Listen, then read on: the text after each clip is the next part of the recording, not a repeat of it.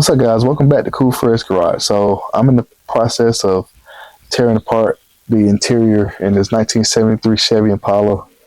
The reason for me doing that is I need to get the old wiring out so I can get my new wiring kit in. So I need to rewire the car. And right now what I'm doing, so I've got the dash cap out. So the dash cap has been out for a little bit. So I took that out, getting behind the dash there. So now what I'm doing is I'm taking this lower trim right here out so I can get this Dakota Digital gauge cluster out. So I'm just taking the stuff apart so I can get back behind there.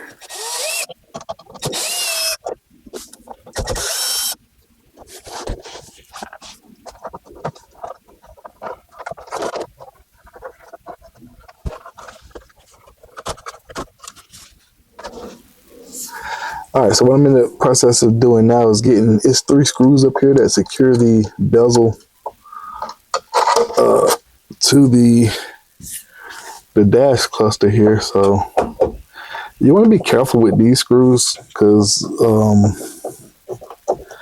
in some cases the mounting areas could get weak.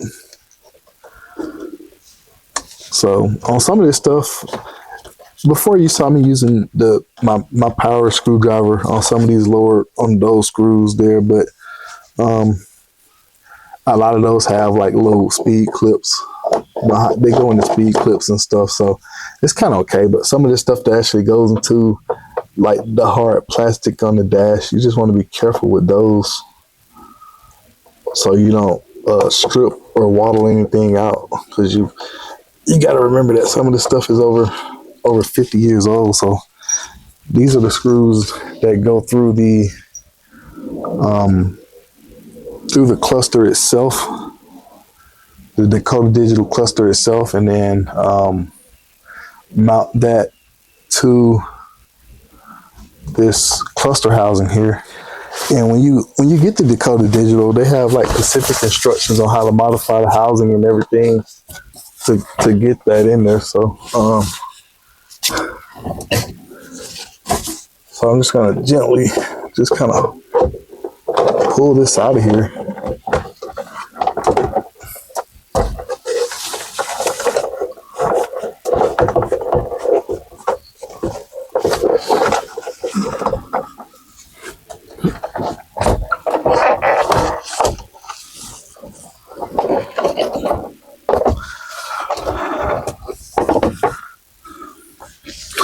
All right, so this is out. So essentially what I'm gonna do with this right here, because at the time I got it, it was expensive.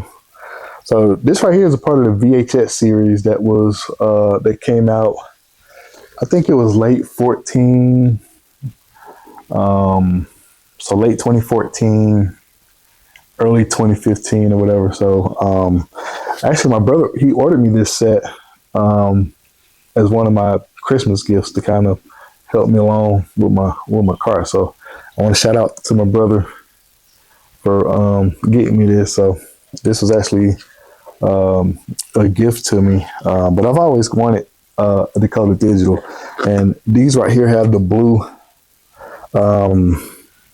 They have the blue gauges and the blue display with the white faces. So they've got all kind of updated stuff out there now when it comes to Dakota Digital.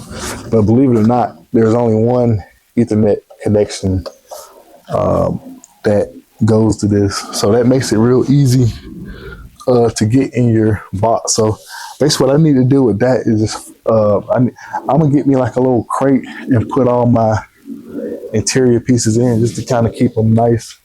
I mean, so, I'm not, just to protect them, because, you get to taking a lot of stuff out. So that's basically why I put this right here to kind of protect coming out. So this right here is the Ethernet cable for it. If you guys can see it, you probably can't see it, but I'll probably adjust the camera. So I guess I'll talk a little bit about the Dakota Digital setup in a little bit here. All right, so this right here is that Ethernet cable here.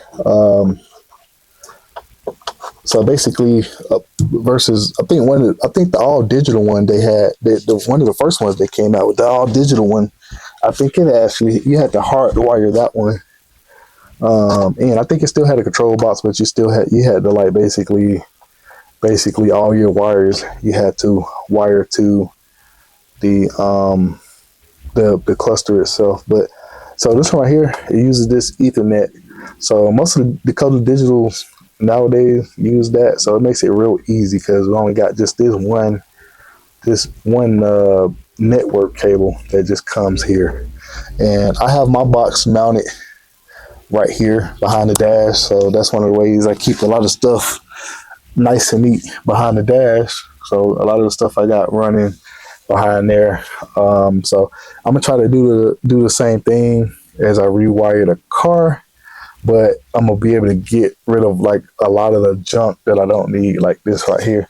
This right here would go kind of, that went to like the clock, this little cluster right here, kind of like that, and the lights and stuff like that. But so a lot of the stuff I don't need that's behind there. When I put the new kit in, I'm basically gonna take that out, and the only wires that are gonna be behind there, of course, you know, sometimes the auxiliary box has like some auxiliary wires and stuff like that, that if I want to add accessories and stuff, so I'll just kind of coil those up, wrap those up neatly, tape them off, and tuck them somewhere behind there where they're nice and neat. But speaking about the Dakota Digital, so I got my two mode switches here mounted into, everybody does theirs different, but I got mine's mounted into this harness here. So pretty much when I'm in the middle of something, I may go off and talk about like a different subject, but this may relate to some people that have this type of car or have something similar on the subject of Dakota Digital itself. So they make a lot of nice modern clusters and instrumentation that basically keep you from having just a boring old classic car from back in the 70s. And I mean, there's nothing wrong with the original setup, because I rocked that setup for years, with the long speedo needle and stuff. They even have a retro set of that. So but with the cable driven speedometer, sometimes you run into issues. You change transmissions and gear ratios and stuff like that. That right there isn't that accurate. But this right here, no matter what gear ratio you got in transmission, all you need is the sensor on the transmission, or you can even go GPS, and your speedometer, you can calibrate it by basically driving 1 mile from 1 mile marker to the other one, and you basically push one of these buttons and lock in the settings, and you're good to go. But pretty much what I wanted to point out is, like, I got those mounted here, but I got these little quick disconnect. These are like some type of Japanese connectors. I think they call them Molex or whatever. But so sometimes in my videos, you hear me talk about ease of serviceability and things like that. So now, last time I put this in here was 2015. It's now 2025, but I'm just saying that to say, down the road, it kind of makes it easier if you have to service something or work on some of this stuff later. So you can kind of tell that, my connections are right here, and, it's basically plug and play. So as long as these wires are not overlapping anything else, they pretty much essentially go to that control box right there. I'm pretty much good to go. So I got them labeled 1 and 2, and I kind of got them interchanged, so I can't. So basically, like the male and female connector. So I basically got it reversed. So basically, like this plug here is just going to only fit the right switch.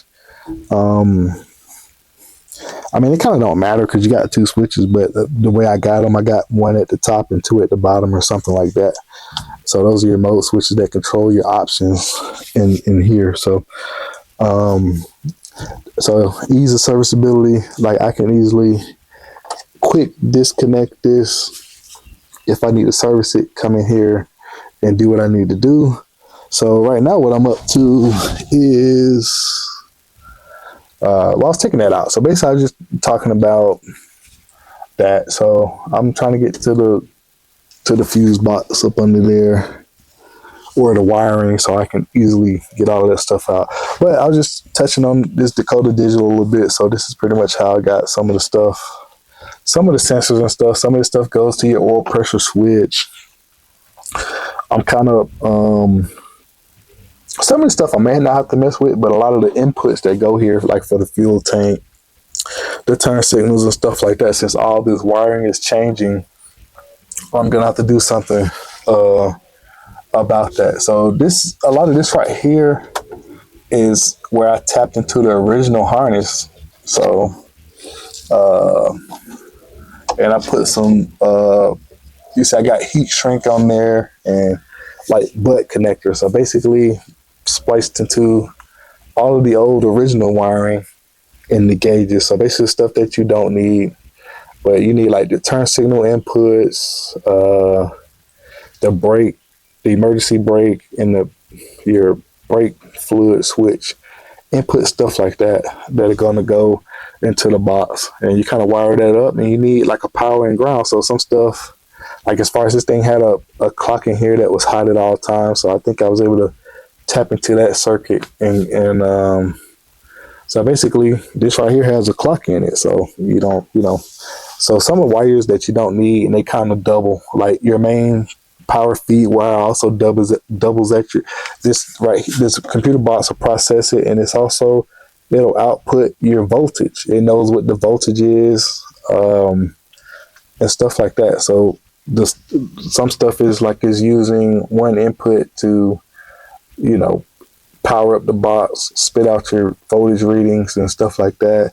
And then you have minimal inputs. All you need is you got your oil pressure sending unit, you got your fuel gauge inputs and stuff like that. Then you got like your left and right turn signals and stuff like that. So a lot of that stuff is going to run directly from my wiring harness kit over to this, and then wherever it needs to go on the turn signal column or however they got it. So I'm gonna get into that when I get to that point. But just talking about kind of me just tearing this thing apart, and then just talking about the Dakota Digital. So some people mount their boxes up here behind here. So I thought this was just a kind of a good location right there. So I try to have most of my stuff hidden behind the dash as possible. The only reason I got this little bit of stuff that looks like it's a mess because my console is here in the floor. So I've had to snip some of these wires, but I got speakers in the console, my RCA cables, and this is a connector for my head unit. So I got all that stuff like nicely. It's all jumbled here in the floor now, but that's pretty much where that's got to be. My mic, and this is the microphone, USB, and all that stuff. Got that stuff ran like that. So I still need to kind of run my radio harness where it kind of comes out of the lower part of the dash here. It needs to be in that area. But pretty much I'm getting to a point where I can start to get to everything back there, the AC panel and stuff like that. So I'm still not sure if I'm going to have to take this housing out. I'm trying to see if I can work behind it, but if I need to, I probably will take this housing right here out. But I'm just pretty much, I'm back here where I can get to most of the stuff now. So that's a plus. And I'm just gonna just keep going from here, taking a few things out. So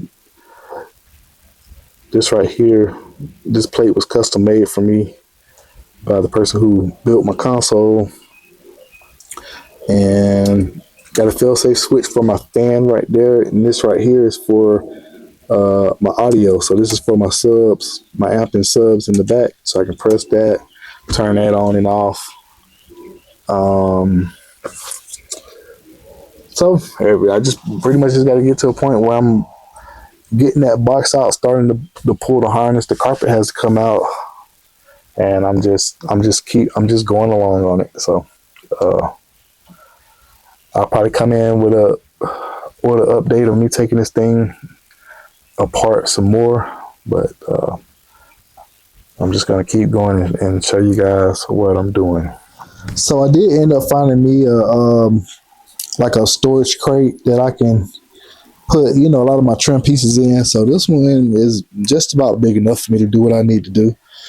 But I got the Dakota Digital. I had some extra packaging from some packages laying around, so I just put that in the bubble wrap. And I got a lot of my trims, the glove box door. I got one of the A-pillar trims in here. So as I'm starting to take the car apart, that way I can kind of cover this up, keep a lot of the dust and stuff off of it, but just kind of keeping things organized. And then also I got these like, they kind of like snack and food storage bags, kind of help me keep track of my screws. This right here is the gear shift indicator. So there's a screw that goes in right there that attaches to the lower part of this column here. So I just took that out, and I'm gonna put that in this Ziploc bag and put that over in my storage bin. So that's just an example of what I'm doing to kind of stay organized and make sure I get the stuff put back where it needs to go, and then also to be able to get my parts out of the way, so I'm not damaging stuff. So all right, so for all my little screws, I'm not sure if I showed you guys some of this little smaller little storage bin here. I found it at a store called Pop Shelf. I was just in there seeing what they had. I was just looking for like some folders or something to help me organize my receipts. And I seen they had a bunch of like storage bins, and they had a bunch of clear ones. They had some, I'm not sure if they was almost big as that, but they did have some bigger ones in there. But I thought this would be kind of neat for something. And what I'm doing with this is just kind of like a lot of the screws I'm putting in the bags, I'm just putting in this little storage bin here. So even some of the newer screws that I've purchased online, like some of the new, like the screws that I'll use for different trims and stuff. And then I mentioned earlier, or maybe in another video possibly, that I found some dash screws off of eBay. So these are brand new. They said they fit I think Camaro seat rail trims or something, because I was having a little bit of a hard time trying to find the exact screw, like my lower dash screws, like that one there, because some of these they have a little bit of some rust spots or just discolored, so I wasn't able to find those. But basically just showing y'all this little storage bin here.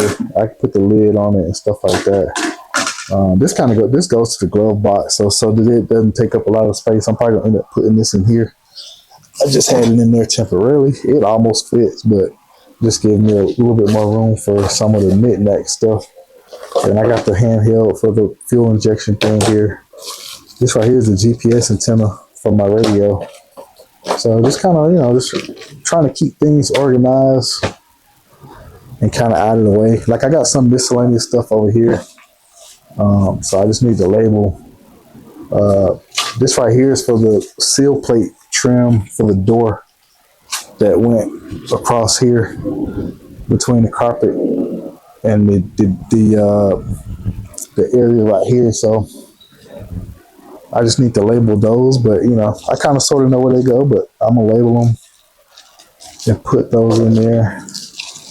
So this just kind of helps me stay organized.